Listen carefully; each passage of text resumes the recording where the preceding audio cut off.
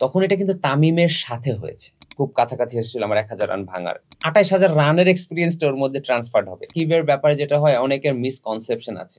জন লুইসের বল দিয়ে আমার ফার্স্ট খেলা শুরু, ওভাবে আনফরচুনেটলি বাংলাদেশ সেটেল করতে পারেন ফার্স্ট ক্রিকেট ব্যাটিংটা শিখায়। ক্রিকেটের অনেক মজার মজার পাজল আছে যেগুলো আমাদের অনেক সময় মেলাতে ইচ্ছা করে। তার মধ্যে একটা ইন্টারেস্টিং পাজল আমি ছোটবেলা থেকেই ভেবে আসছি, সেটা হচ্ছে একটা মানুষ ৩৯ বছর বয়সে সে কি চিন্তা করে, সে অবসর নেবে কিনা, সে হয়তো ভাবে, পরিবারের সাথে কথা বলে, সতীর্থদের সাথে কথা বলে। কিন্তু সেই সেম ভাবনাটা সে যদি ২৮, ২৯ বা ৩০ বছর বয়সী নিতে হয়, সেই ক্ষেত্রে আসলে একজন ক্রিকেটারের উপর দিয়ে বা মনোজগতে কি কি জিনিস ঘটে।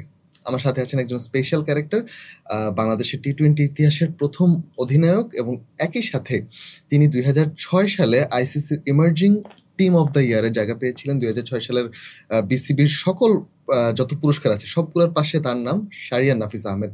এবং একই সাথে আরেকটা জিনিস বলা যায়, নাফিস ভাই, আপনি বাংলাদেশের ক্রিকেট ইতিহাসে সবচেয়ে শিক্ষিত ক্রিকেটার, এটা কি বলা যায়? না, নট নেসেসারিলি।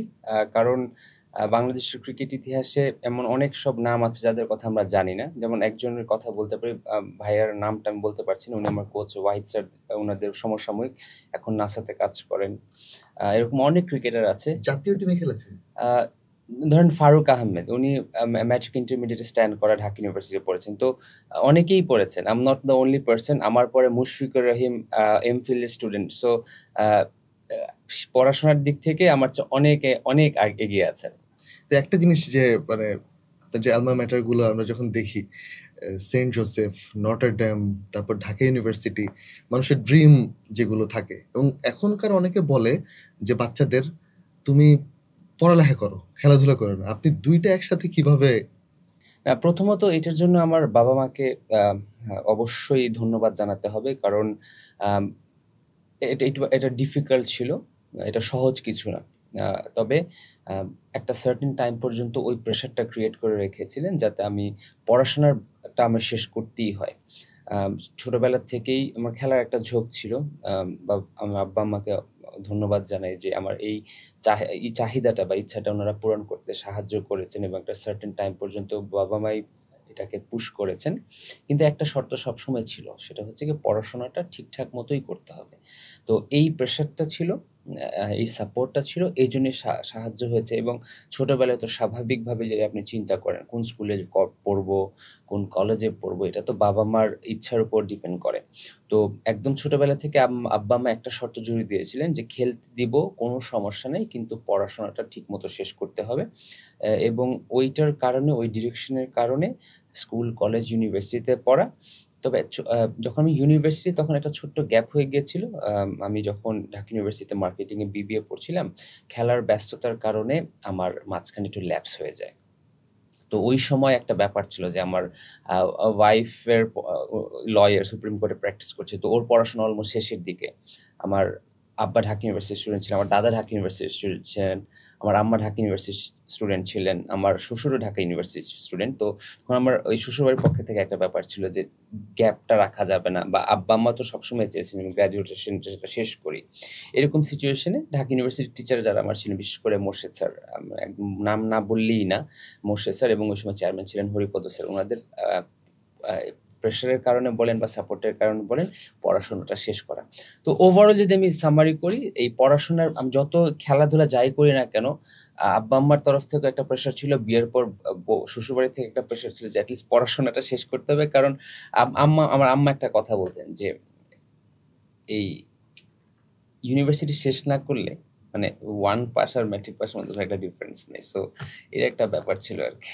তার মানে আপনি যখন ডেবু হয়, একদম আপনি ডেবুর সাথে সাথেই তো আপনি স্টার মোটামুটি। ওই সময় সবার কাছে শুনতাম যে বাংলাদেশের নতুন একজন ওপেনার আসছেন, শাহরিয়ার নাফিস, দেখতেও হ্যান্ডসাম, সবকিছু মিলে একটা আলাদা ক্রেজ ছিল। ওই সময় আপনি কি নটরডেমে ছিলেন না? না, না, আমি তখন ঢাকা ইউনিভার্সিটি ফার্স্ট ইয়ার শেষ করেছি। আমি নটরডেমে শেষ করি ২০০৩।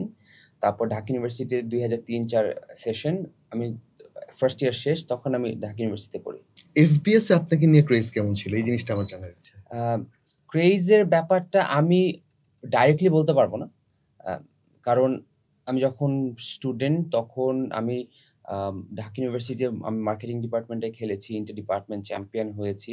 তারপরে যখন ন্যাশনাল টিমে আমি চলে গিয়েছি, এরপরে আসলে আমি আর রেগুলার ক্লাস করতে পারি নাই। আচ্ছা। আমি ন্যাশনাল টিমে খেলার পর মনে হয় ১ টা সেমেস্টার করেছিলাম।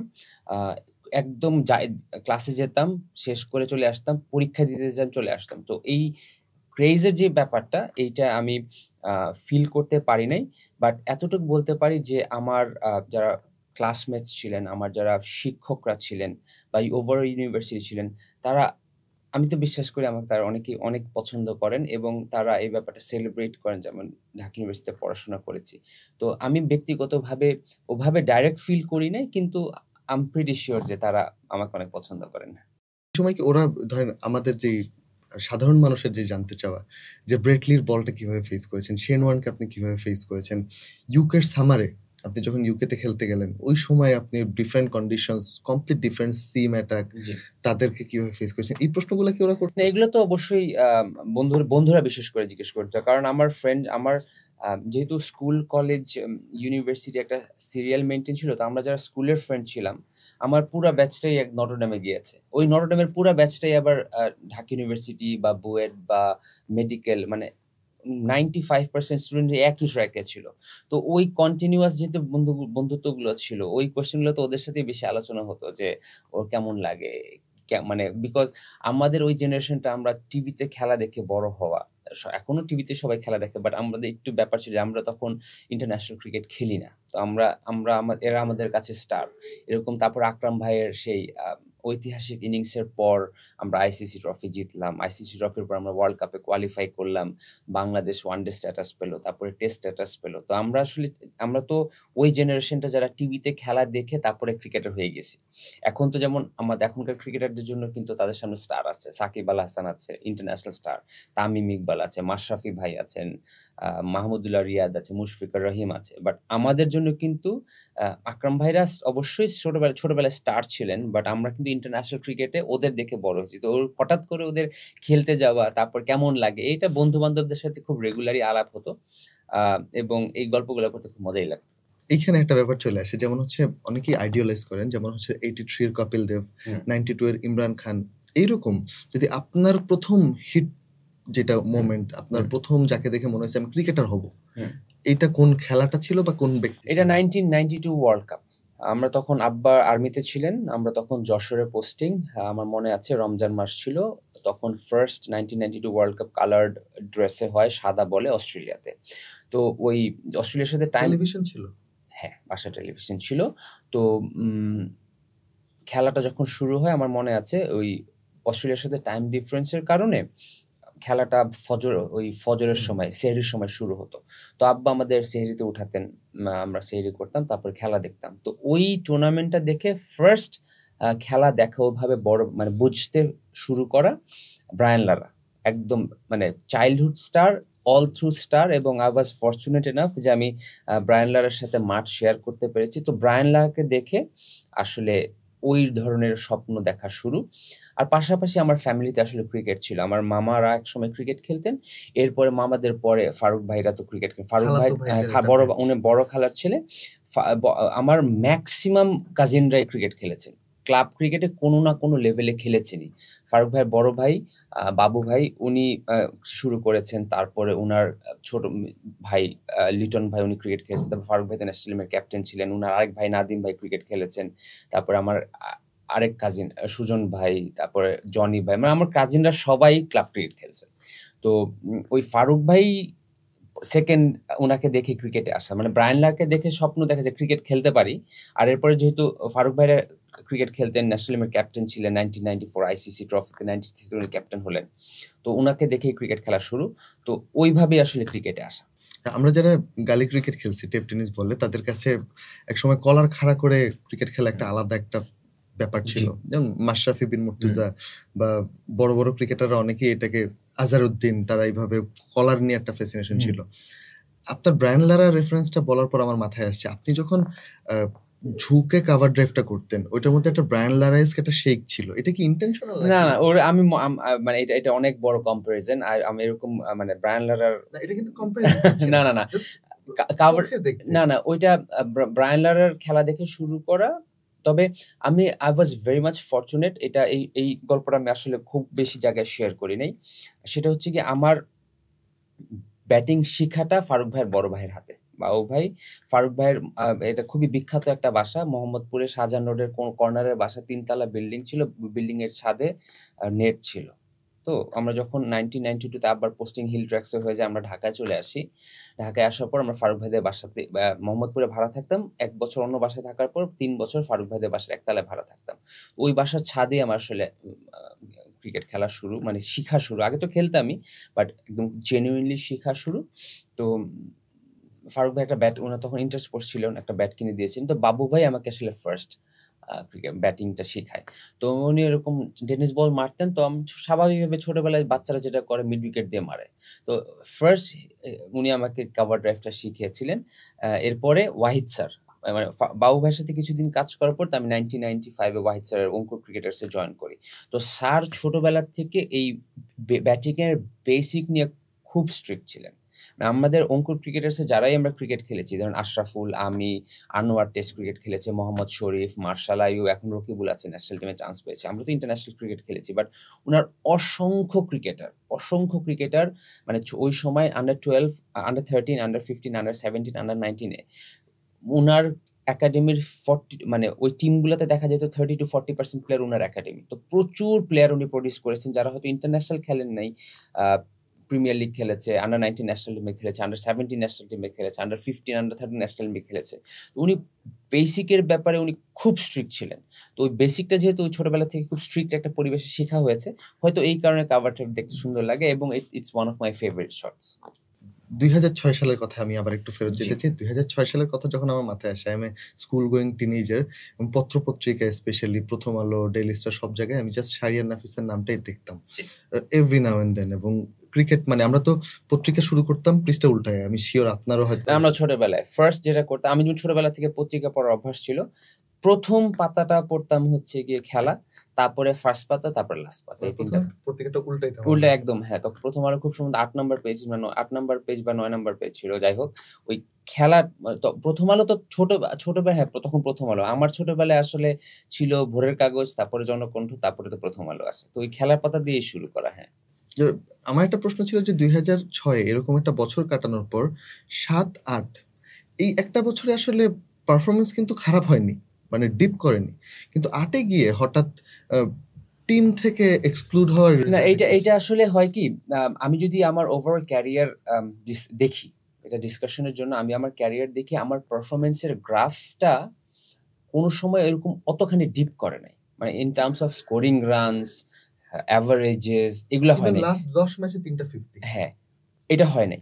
বাট 2006 সালে আমি আমার জন্য বা আমার পারফরমেন্স মানুষের জন্য এমন একটা বেঞ্চমার্ক তৈরি করে দিয়েছিল যে মনে হচ্ছে যে না, এইটাই ওর স্ট্যান্ডার্ড, এটার চেয়ে একটু কম করলে ও ভালো খেলছে না, এটার চেয়ে বেশি করলে ভালো খেলছে। তো ওই ক্যারিয়ারের শুরুতেই 2006 আমার জন্য এমন একটা বেঞ্চমার্ক তৈরি করে দিয়েছিল, ওইটা যখনই মিট আপ হয় নাই তখনই মনে হয়েছে যে না, শাহরিয়ার নাফিস ভালো খেলছে না, বা শাহরিয়ার নাফিস ভালো খেলছে না। এই কারণেই এটা আমার জন্য প্রেশার তৈরি হয়েছিল। আর আমার যারা বাংলাদেশি ক্রিকেট ফ্যান যারা, তাদের জন্য একটা বেঞ্চমার্ক তৈরি হয়ে গিয়েছিল। তো এই কারণে আমাকে যখন সবাইকে, আমার ক্যারিয়ার, আমি 2021 সালে রিটায়ার করেছি, আমাকে যখন এখনো, মানে ইটস 2024, আমরা এখনো 2006 নিয়ে কথা বলি। আমি যতদিন বেঁচে থাকবো ততদিন 2006 নিয়েই কথা বলবো। সো ওই 2006 আমার ক্যারিয়ার এমন একটা হাইলাইট বেঞ্চমার্ক তৈরি করে দিয়েছিল যে আমার ক্যারিয়ারের বিশ্লেষণ করলে ওই 2006 এর সাথেই কম্পারিজন করা হবে। আর 2006 এর সাথে কম্পারিজন করলে দেখা যাবে যে ওইটা যেহেতু মিট আপ হয় নাই, এইজন্য সবাই অনেকে মনে করে যে না, ওর পারফরম্যান্স ডিপ করে গিয়েছে, বা ওর এক্সপেকটেশনস ফুলফিল করতে পারে নাই, এন্ড হুইচ ইজ আন্ডারস্ট্যান্ডেবল। কিন্তু এখানে পারফরমেন্সটা আসলে তো একটা অনেকগুলো মানদণ্ডের বিচারে আমরা আসলে করি। বাংলাদেশে একটা কথা বলা হয়, যখন কোনো ক্রিকেটার, আমি কারো নাম নিব না, 30-40 রান করে, মানুষ ফেসবুকে স্ট্যাটাস দেয় ও 10 ম্যাচের জন্য পাকা। সেইখানে 1 বছর পারফর্ম করার পর, না, আমার জন্য এটা কোনো সময় ছিল না। আমার জন্য কোনো সময় ছিল, আমি যেমন বলি, যেমন 2008, হ্যাঁ 2008 এ আমরা সাউথ আফ্রিকার সাথে খেললাম। ওয়ানডে সিরিজ 2027 ওয়ানডে সিরিজে আমি সাউথ আফ্রিকার সাথে ওয়ানডে সিরিজে খুব সম্ভবত ওই যে মনে আছে তামিম একটা ব্রিলিয়ান্ট ইনিংস খেলেছিল 80 রানের ফার্স্ট ওয়ানডেতে, তামিম চিটাগাং খেললো। ওই সিরিজে কিন্তু আমি খুব সম্ভবত আমার যতটুকু মনে পড়ে আমি হাইয়েস্ট রান স্কোরার ছিলাম, কিন্তু 3 ম্যাচে 121 রান করেছিলাম। তারপরে আয়ারল্যান্ডের সাথে খেলা হলো, আয়ারল্যান্ডের সাথে আমি 3 ম্যাচে 3টা 50 করলাম, 201 রান করলাম দ্যাট ওই টাইমটায়। তো এরপরের সিরিজে যখন খুব সম্ভবত এশিয়া কাপ বা পাকিস্তান সিরিজে 2টা ম্যাচ রান করি নাই, ওই যে তখনই ওই যে বারবার যে থাকে না যে শাহরিন হাফিজ 2006 মতো তো খেলতে পারতেছে না, মানে 2001 বছরে যে 1000 রান কোন একটা প্লেয়ারের লাইফে হয়তো একবার দুইবারই হবে, ওইটা যেমন আমি বুঝতে ভুল করেছিলাম। আমি নিজের জন্য অনেক হাই স্ট্যান্ডার্ড সেট করেছিলাম যে না 2006 মতো তো হচ্ছে না, ঠিক ওইরকম হবে। দর্শকের এক্সপেকটেশনসটাও খুব বেড়ে গিয়েছিল। তো আমার কাছে মনে হয় ওইটা মিট আপ করতে না পারার কারণে অনেক ফ্রাস্ট্রেশন তৈরি হয়েছিল, মানুষের অনেক হতাশা তৈরি হয়েছিল, এবং ওইটা হয়তো কোনোদিনই আমি মিট আপ করতে পারিনি। কিন্তু এই যাত্রায় কিন্তু ইউ আর নট অ্যালোন। যেমন বাংলাদেশে 2011 থেকে যদি আমি 2015 সাল ধরি, অনেক ওপেনার যারা এসেছেন, যেমন আমি বলবো জুনায়েদ সিদ্দিকী, তার টি-20 স্ট্যাট কিন্তু ইনসেইন, 147 স্ট্রাইক রেট। বাংলাদেশ এখন 130 স্ট্রাইক রেট খোঁজার জন্য মরিয়া, আপনি দলের সাথেই আছেন, আপনি জানেন। ওই সময়টায় তারপর জহুরুল হক, অমিত, আরো বেশ কয়েকজন ওপেনার যারা এসেছেন এবং অনেকটা হারিয়ে গেছেন। যদি আমি কম্পেয়ার করি, পাকিস্তানের ইমরান নাজিরের সাথে কম্পেয়ার করা যায়, যিনি তার প্রতিভাকে মূল্য দেওয়ার জন্য পাকিস্তান কিন্তু অনেক চেষ্টা করেছে, ওয়ার্ল্ড কাপে খেলিয়েছে। আর আমাদের এখানে যেটা হয়, আমরা ওয়ার্ল্ড কাপে এক্সক্লুড করি, ওয়ার্ল্ড কাপের পরের সিরিজে তাকে আবার নিয়ে আসা হয়। এটা একটা খুবই interesting discussion. I am very glad যে তুমি এটা উঠিয়েছো। যেমন আমাকে বিচার করা হয় 2005, 6, 7 এর পারফরমেন্স দিয়ে। তো ওইটার সাথে যখন পরের দিকে পারফরমেন্স মিলায়, আমি বললাম কিন্তু আমার 2007 পর্যন্ত যে স্ট্যাটিস্টিক্স, আমি অল থ্রু ক্যারিয়ার কিন্তু ওরকম ওইটাই ক্যারি করেছি, কিন্তু মনে হয় যে না 2006 মতো তো খেলে নাই। তো আমার আগ পর্যন্ত বাংলাদেশের ওপেনিং ব্যাটিং এক ধরনের ছিল, ওইটার পর আমি আসার পর এক ধরনের হয়েছে। এরপরে যেটা হয়েছে, যখন তামিম আসলো, মানে ধরেন আমার আগের যারা ওপেনার, অপি ভাই, বিদ্যুৎ ভাই, জাভেদ ওমর ভাই, তারপর নাফিস ইকবাল, রোকন ভাই, ওনারা একটা স্ট্যান্ডার্ড সেট করেছিলেন। তো ওই স্ট্যান্ডার্ডটাকে আমি আবার একটু সামনের দিকে বাড়িয়েছি। এরপরে যখন তামিম চলে আসলো, তামিম ওই স্ট্যান্ডার্ডটাকে আবার আরেকটা লেভেলে নিয়ে গেল। হ্যাঁ, তো তখন এই যে ওপেনারদের যে টিকতে না পারা বা ইনসেন স্ট্যাট বা ইনসেন স্ট্যাট না, ঠিক ইনসেন সিচুয়েশন, যেমন স্ট্রাইক রেট। তো এরপরে যখন ওপেনারদের কম্পারিজন হয়েছে, তখন এটা কিন্তু তামিমের সাথে হয়েছে। সো তামিমের সাথে যখন কম্পারিজন হয়েছে, তখন তামিমের স্ট্যাট বা তামিমের কনসিস্টেন্সি বা তামিমের পারফরমেন্স কেউ ম্যাচ করতে পারেনি। তখন মনে হচ্ছে কি যে ও মনে পারছে না, আমি হয়তো আরেকজন বেটারকে নিয়ে আসি। তো এরকম করতে করতে আই ক্যান স্টিল বিলিভ যে আমি টিম থেকে ইররেগুলার হয়ে যাওয়ার পর একটা সার্টেন টাইম পর্যন্ত তামিমের সাথে মনে হয় 17 থেকে 18টা কম্বিনেশন চেষ্টা করা হয়েছে। খুব সম্ভবত ইমরুল কায়েসের সাথে কম্বিনেশনটা বেশ কিছুদিন চলেছিল, বাট এই বারবার চেঞ্জের মধ্যে হয়েছিল। এটা হয় কি যে তামিমের সাথে কম্পেয়ার করে তামিমের পারফরমেন্সকে ম্যাচ করার মতো ওপেনার ওভাবে আনফরচুনেটলি বাংলাদেশ সেটেল করতে পারে না। আমি বলবো না ফাইন্ড করে নাই, পারফরমেন্সের দিক থেকে বা অ্যাভারেজের দিক থেকে হয়তো they were almost right up there, কিন্তু থাকে না যে তামিমকে কমপ্লিমেন্ট করার মতো, কনসিস্টেন্টলি কমপ্লিমেন্ট করার মতো আমরা কাউকে এরকম স্টেবল করতে পারিনি। এই জন্য এই জিনিসটা মনে হয়। বাট বাংলাদেশ ক্রিকেটে আর 2024 সালে আজকে যে জায়গায় এসেছে, প্রত্যেকটা প্লেয়ারের ইকুয়াল কন্ট্রিবিউশন আছে। কারো মানে অনেক রান, কারো হয়তো একটা খুব গুরুত্বপূর্ণ ইনিংস। যেমন জুনায়েদ সিদ্দিকের কথাটা আমরা এখানে আসলাম, 147 স্ট্রাইক রেট। তো ও কিন্তু অলরেডি একটা বেঞ্চমার্ক সেট করে দিয়েছে। Whether he could play for Bangladesh for a long time or not, that's a different question, কিন্তু এই যে ও যে একটা স্ট্যান্ডার্ড সেট করে দিয়েছে। তো নেক্সট জেনারেশনের প্লেয়ারদের কিন্তু এইটা চিন্তা করা উচিত যে ঠিক আছে, অ্যাটলিস্ট জুনায়েদ ভাইয়ের মতো আমি স্ট্রাইক রেটটা রাখি। এখন আমি যদি 2টা ম্যাচ খেলি, কথার কথা 2টা ম্যাচ খেললাম, 2 ম্যাচে আমি 4 রান করলাম, কিন্তু প্রত্যেকটা ম্যাচে আমি দেখো 1 বলে 4, 1 বলে 2, 1 বলে 2, তারপরে আমি বাদ পড়ে গেলাম, আমার স্ট্রাইক রেট কিন্তু 200ই রইল। জুনায়েদ তো আর ওই লেভেলে ওরকম করে, জুনায়েদ রান করেছে 147 রেখেছে। সো এই যে কন্ট্রিবিউশনের কথা বললাম, যে সবাই একটা স্ট্যান্ডার্ড সেট করেছে, এবং এই স্ট্যান্ডার্ড সেট করাটাই কিন্তু আমরা পরবর্তীতে চেষ্টা করি। এখন যেমন একটা সিজনে লিটন খুব কাছাকাছি এসেছিল আমার 1000 রান ভাঙার, শান্ত চলে এসেছিল। তো এই যে স্ট্যান্ডার্ড সেট করা, এই স্ট্যান্ডার্ডে কিন্তু আমাদের সামনের দিকে এগিয়ে যেতে সাহায্য করে। তো হোপফুলি আমরা হয়তো পেয়ে যাব এটা। আর কিছু কিছু প্রতিভা থাকে যারা once in a lifetime না বললেও ওয়ান্স ইন আ জেনারেশন, যেমন সাকিব আল হাসান। এখন কোনো প্লেয়ার যদি সাকিব আল হাসান কে সাথে আমরা কম্পেয়ার করি, আমরা বাইরের থেকে একটা প্লেয়ার চাইবে সাকিব আল হাসানকে ছাড়িয়ে যেতে বা তামিমকে ছাড়িয়ে যেতে বা মুশফিককে ছাড়িয়ে যেতে, কিন্তু আমরা যদি কম্পেয়ার করি না সাকিবের মতো তো হচ্ছে না, তখন ওই প্লেয়ারটার উপর অনেক প্রেশার ক্রিয়েট হয়। এটা ট্রু। এবং একই সাথে আরেকটা জিনিস দেখি যে আমাদের দেশের যে কালচারে 28-29 বছর বয়সে কেউ যদি দল থেকে বাদ পড়ে, যেমন আমরা 2021 সালে আমি একটা হেডলাইনের উদাহরণ দিই, লিটন সৌম্যকে দল থেকে আজীবনের জন্য বাদ দেওয়া হলো, এরকম একটা হেডলাইন হয়েছিল পত্রিকায়, একটা টেলিভিশনে। তো এটা কিন্তু অ্যাবসার্ড না, কারণ হচ্ছে আমরা দেখেছি যে বাংলাদেশের one of the best opener 28 বা 29 বছর বয়সের পর তিনি জাতীয় টিমে খেলেননি। বাংলাদেশের একজন best middle order batsman Aftab Ahmed, আমি নাম ধরেই বলছি, যিনি 24 বছরের পরে জাতীয় টিমে আর খেলেননি।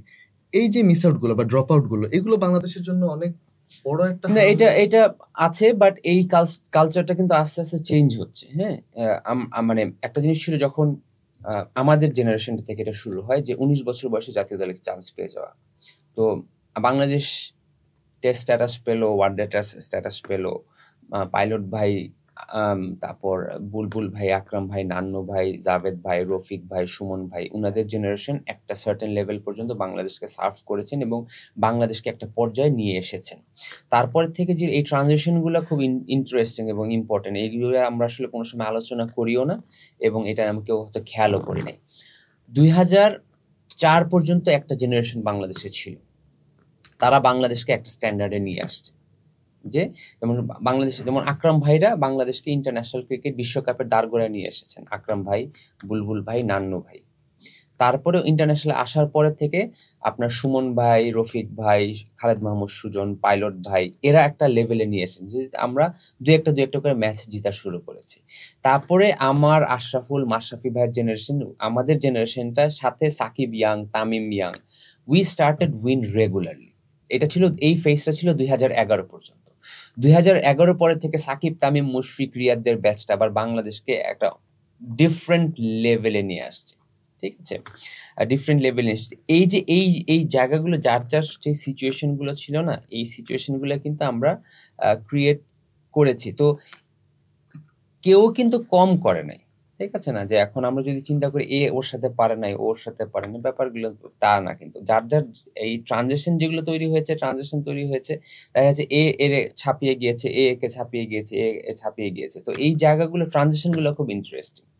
আমার যেটা খারাপ লাগে মাঝে মধ্যে যে একটা ক্রিকেটার যখন, যেমন আমি উদাহরণ দিব মাইকেল বেভান, না ওই জায়গাতেই আসছিলাম, ঠিক আছে, মানে ওই জায়গাতেই আসছিলাম। তো এই ট্রানজিশনগুলো যেটা ছিল, এখন আমরা যখন এসেছি, কেন বললাম ট্রানজিশনের দিকে খেয়াল করা ইম্পর্টেন্ট, যখন সুমন ভাইরা খেলছেন তখন আমাদের ক্রিকেট একটা বৈপ্লবিক পরিবর্তন আসলো যে না, উই নিড ফ্রেশ ব্লাড, তাড়াতাড়ি আনা দরকার, রিপ্লেস করা দরকার, আমরা ওই ট্রেনটা ধরতে হবে।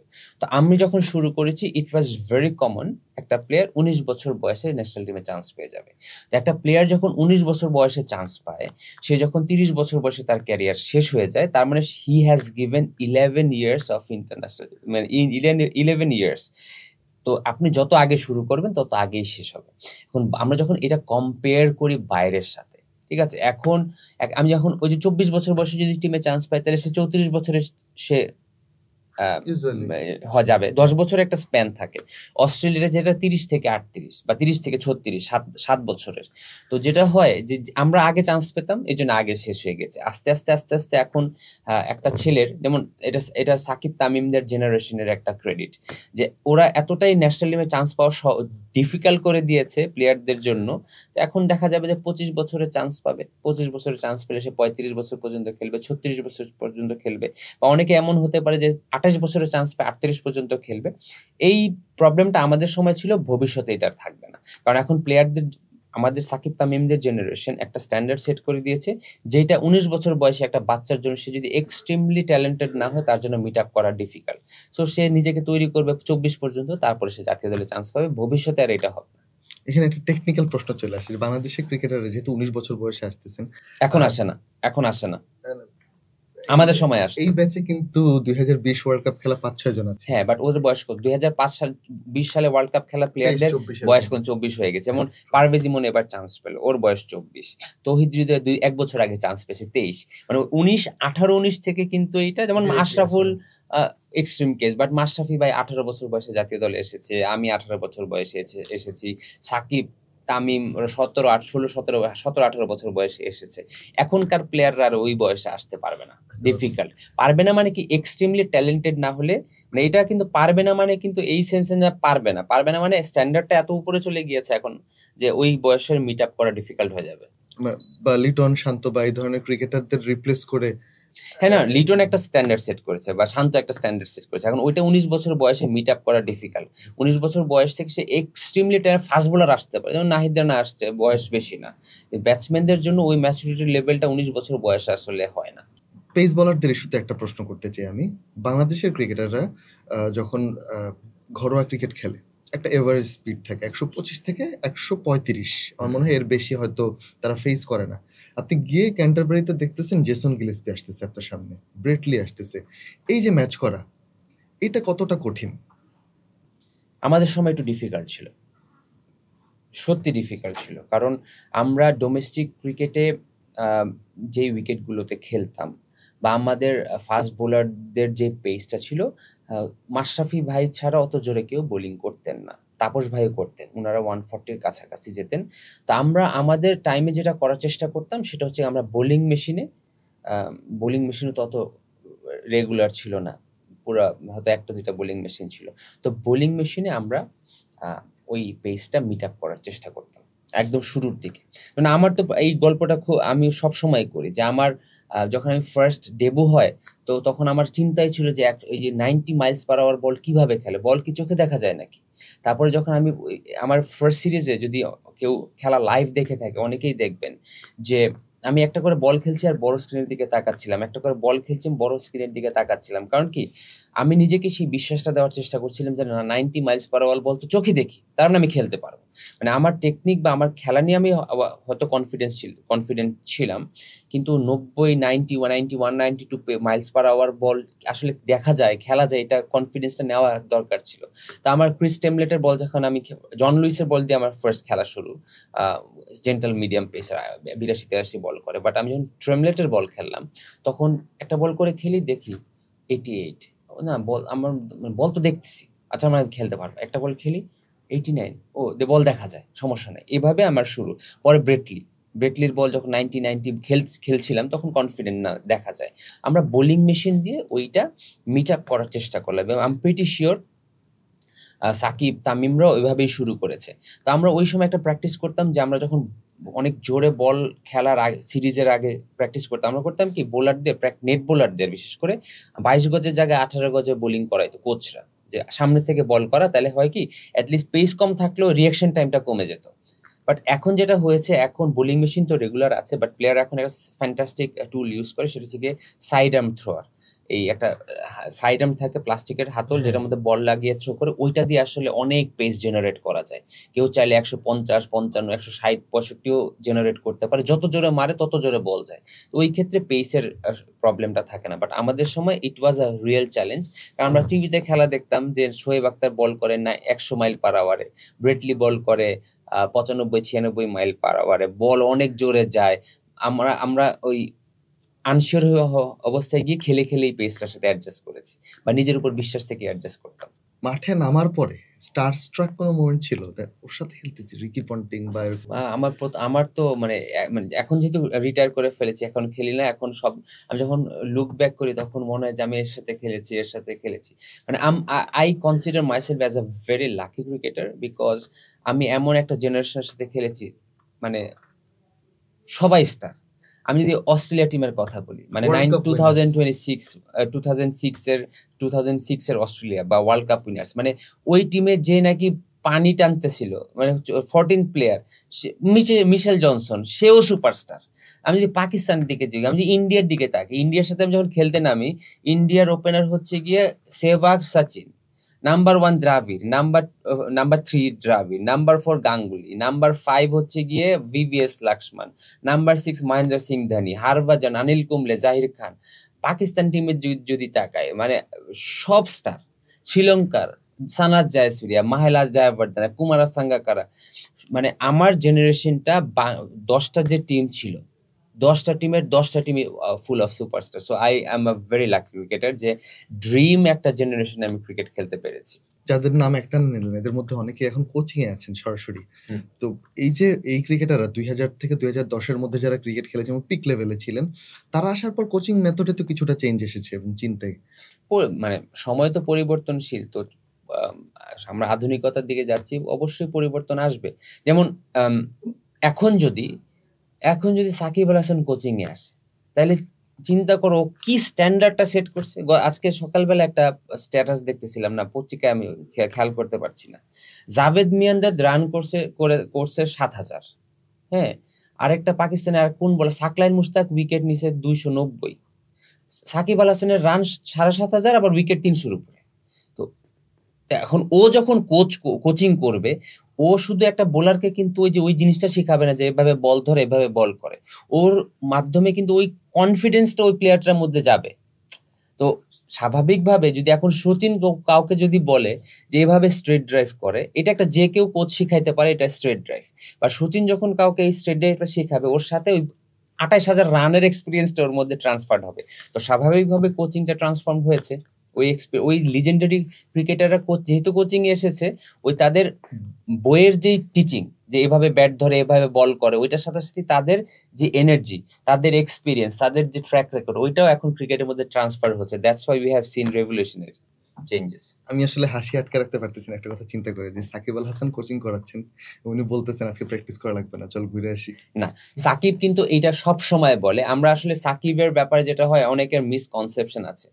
Shakib is a very straightforward character. মানে at least I find him is a very straightforward এবং very easy to talk with. Shakib কোনো সময় বলে না এবং সব সময় বলে, এবং এটা ওর সতীর্থ জুনিয়র প্লেয়ার যারা ওর সাথে খেলতে, সবাইকে জিজ্ঞেস করলে 100-তে 100 জন বলবে। ও সবাইকে বলে যে আমার কেউ ফলো করবি না, আমাকে ফলো করলে প্লেয়ার হতে পারবি না। কারণ কি প্রত্যেকটা প্লেয়ারের একটা মেথড থাকে, ওর মেথডটা এরকমই। অনেকে মনে করে সাকিব প্র্যাকটিস করে না, ব্যাপারটা একদমই ভুল। সাকিবের যখন যেটা দরকার ও ওটাই করে। ওর যদি মনে হয় আমার বোলিং করা দরকার নেই, ও করবে না। ও যদি ব্যাটিং করা দরকার মনে করে, করবে না। কিন্তু যখন দরকার দিনরাত 24 ঘন্টাই প্র্যাকটিস করে এরকম। তো ও ইভেন তামিমও কিন্তু 2 দিন আগে বলেছে যে আমাকে বা সাকিবকে ফলো করার দরকার নেই, একটা প্লেয়ারের ফলো করা উচিত মুশফিকের, the way he works hard. তো এক একটা প্লেয়ারের এক একটা ওয়ার্কিং মেথড আছে। সো ওইটা তার জন্য কাজ করে। বাট আইডিয়ালি সাকিবকে ফলো না করাই ভালো, because he has something extra ordinary, যেটা অনেকের মধ্যেই নাই। সাকিব 2টা-3টা বল করে বলে যে আমার বোলিং হয়ে গেছে, প্র্যাকটিস হয়ে গেছে। তো এই এক একজন প্লেয়ারের এক একটা মেথড থাকে। আমার একটা ইন্টারভিউতে মাগুরায় গিয়েছিলাম, তো ওনার বাসায় ওনার তো বাম সাইড মানে লেফট হ্যান্ডি দেখাচ্ছিলেন যে লেগে মারলেই আউট। তো যেই কারণে ওনার অফে স্কোয়ার কাটটা এত ভালো, কারণ এখানে স্কোয়ার কাট ছাড়া আর কোনো এই গল্পটা বলছিলাম। আরেকটা গল্প বলি। সাকিব খুব ভালো স্পিন খেলে এবং খুব ভালো ডিফেন্স করতে পারে। এটার রিজন হচ্ছে ওরা বিকেএসপিতে যখন ছিল, ওরা যখন বিকালে সন্ধ্যার পরে যখন রুমের মধ্যে থাকতো, ছোট জায়গায় এরকম করে এরকম টোক্কা ক্রিকেট খেলতো, রুম ক্রিকেট, মানে বল এরকম করে, বল এদিকে যায় টার্ন করে ওইদিকে যায়। ওইখানে ওরা সার্ভাইভ করার জন্য খালি ডিফেন্স করারই সিস্টেম ছিল। তো ওইখান থেকে কিন্তু এই স্পিন ভালো খেলাটা ওর মধ্যে শুরু। তো এবার এক একটা প্লেয়ারের এক একটা মেথড আছে। যেমন লেগ সাইডে মারতে গেলে আউট, এখন অফ সাইডে ওর কিন্তু অনেক স্ট্রং। এভাবেই কিন্তু ছোটবেলা থেকে আনকনসিয়াসলি আমরা এই হ্যাবিটগুলো ডেভেলপ করি। আমার পার্সোনালি সাকিব আল হাসানের লাইফস্টাইলটা খুব ভালো লাগে, এটা আমার পার্সোনাল অপিনিয়ন। বাট একটা জিনিস আমি যদি বলি, ব্যাটিং এলিগেন্সের দিক থেকে আপনারা ডিফারেন্ট ওয়েতে চিন্তা করেন, কোচিং মেথড হিসেবে চিন্তা করেন। সাকিব আল হাসান যখন, ধরেন আপনি কোচ, সাকিব আল হাসান ব্যাটিং করতে আসছেন প্রথমবারের মতো ট্রায়াল দিতে, সাকিব আল হাসানের ব্যাটিং দেখে কি তাকে আপনি নিতেন?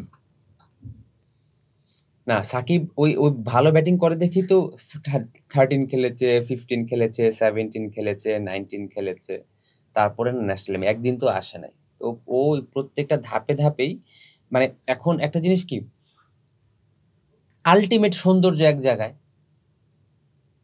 আনকনভেনশনাল একটা ব্যাপার আছে। সাকিব কিন্তু আনকনভেনশনাল না। মানে সাকিবের ব্যাটিং, আমাদের তো এটা ব্যাটিং স্টাইলটা না, এটা চলমান, বলে না যে সংস্কার চলমান প্রক্রিয়া, এরকম ব্যাটিং স্টাইলটাও সময়ে সময়ে চেঞ্জ হয়। সাকিবের ব্যাটিং স্টাইলটা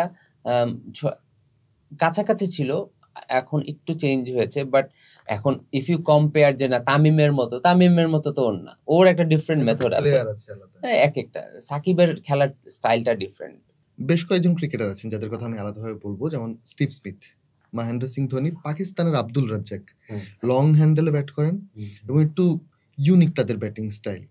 এই ধরনের ক্রিকেটাররা এত রান কিভাবে করেন? মানে দেখুন, ক্রিকেট স্টাইল এক ধরনের, কার্যকরিতা আরেক ধরনের। স্টিভ স্মিথের ব্যাটিং দেখলে কে বলবে মানে কেমন না, অদ্ভুত স্টাইল, লিফটটা অন্যরকম। হ্যাঁ একদম ডিফারেন্ট। তো স্টাইল একরকম, আর ওই ব্যাটটা আসলে কতটুকু কার্যকর হচ্ছে কিনা সেটা ডিফারেন্ট কেস। তো দে আর গ্রেট ক্রিকেটার্স, সবাই রান করে ডিফারেন্ট স্টাইলে। তারা তাদের মতো একটা ইউনিক স্টাইল ক্রিয়েট করে, যেটা আবার কেউ ফলো করতে পারবে না। আব্দুল রাজ্জাকের মতো কিন্তু কেউ এখনো ওইভাবে ব্যাটিং করে না, স্টিভ স্মিথের মতো কেউ করে না, ধোনির মতোও করে না। তো এটা এটা তারা এটা ক্রেডিট গোস টু দেম, তারা তাদের মতো ক্রিয়েট করেছে এবং they are all good great contributors to world cricket. আমি এখানে লাস্টে একটা খেলা খেলবো, সেটা হচ্ছে দুইজনের মধ্যে থেকে চুজ করতে হবে আপনার। আমি দুইজনের নাম বলবো, আপনি আপনার অ্যান্সারটা দিবেন। বাংলাদেশের ক্রিকেটে পেস বোলারদের মধ্যে দুইজনকে বলা হয় হারিয়ে যাওয়ার নক্ষত্র। তাদের মধ্যে তালহা জুবায়ের না সৈয়দ রাসেল? রং কম্পারিজন, দুই ধরনের বোলার। মানে তালহা জুবাইর পেস বেশি, সৈয়দ রাসেল সুইং বোলার। তো এখন যদি সৈয়দ রাসেল না মুশফিক বাবু ভালো হতো, ভাই মুশফিক বাবু ভাই সুইং বোলার ছিলেন, তাইলে বলা হইতো। তো কম্পারিজন করা ডিফিকাল্ট। ইমরুল কায়েস না সৌম্য সরকার? ইমরুল কায়েস। লিটন দাস না এনামুল হক বিজয়? লিটন। আশরাফুল না আফতাব? আশরাফুল।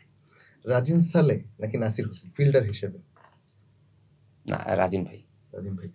রাজিন ভাই ভিতরে ঢুকে গেলাম। রাজিন ভাই one of the best test cricketer হওয়ার একটা ছিল। রাজিন ভাইয়ের ব্যাপারটা আপনি কতটা কাছে থেকে, আপনি একই টিমে খেলেছেন, হাউ ডেডিকেটেড ওয়াজ হি? আমি কোচ হিসেবেও দেখছি এখন। না, রাজিন ভাই খুবই হার্ড ওয়ার্কিং ক্রিকেটার ছিলেন, এক্সট্রিমলি ফিট ক্রিকেটার ছিলেন। বাট হয় কি, ওই যে উনি হচ্ছে গিয়ে ওই ট্রানজিশন পিরিয়ডে উনি হারিয়ে যাওয়া আর কি। রাজিন ভাইয়ের যে সময় ক্রিকেট খেলতেন, মানে আমরা যখন চলে এসেছি তখন ওই যে থাকে না যে নতুন ট্যালেন্ট, ফ্রেশ ট্যালেন্ট, অ্যাগ্রেসিভ ক্রিকেটের দিকে যেতে হবে। তো ওই ট্রানজিশন করতে গিয়ে অনেক ক্রিকেটারই মানে হারিয়ে গিয়েছেন। এর মধ্যে রাজিন ভাই একজন খুবই unfortunate cricketer, but extremely hard working, honest, এবং উনি সেটা কিন্তু ওনার প্লেইং ক্যারিয়ারও দেখেছি, কোচিং লাইফে উনি করছেন। আরেকজন অলোক কাপালি, ওনার সম্পর্কে?